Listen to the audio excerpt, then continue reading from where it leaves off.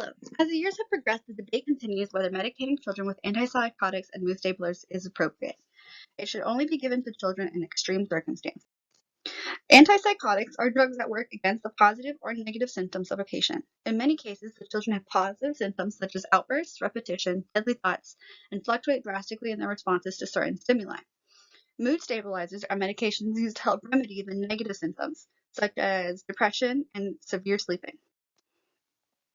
Dr. Marianne Womboltz believes that diagnosing children is very similar in ADHD and bipolar.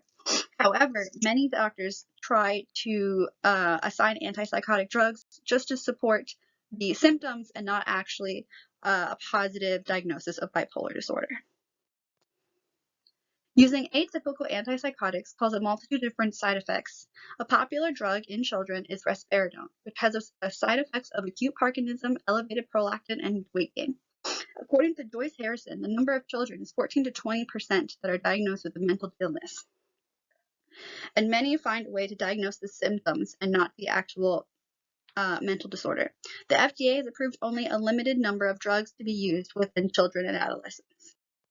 The popular antipsychotic drug lithium is used for its effectiveness in adult bipolar disorder. However, Dr. Mohammed suggests that more testing be done before it's used on children. The frontline video, The Medicated Child, mentions this as well. Many effective drugs in adults are not effective in children, showing the need to use it in only extreme circumstances. In the last decade or two, the increase in antipsychotic drugs used to treat children has risen drastically. Many tend to be the second or third generation antipsychotics. The second generation mechanism of action is a dopamine and serotonin receptor antagonist, and they use the mesolimbic pathway and the mesocortical dopamine pathways.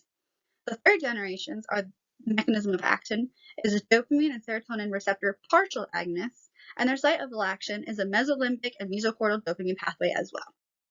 Many times, the use of antipsychotics leads to mood disruptions and then the use of mood stabilizers. Much of the comorbidity of diagnoses lead to these multiple drugs being used. But as mentioned before, the diagnosis of bipolar versus ADHD is very difficult. Once you add antipsychotics, you risk the possibility of hastening the manic episodes and raising the likelihood of returning symptoms and the likelihood of increased need for drugs as time goes on. As mentioned by Dr. Marianne Womboltz, the need to medicate children is the need to help the child and should be done when absolutely needed. Michael Burke agrees with this, and there are pitfalls to doctors just prescribing medications to hit the symptoms and not the need and focus of the mental illness directly.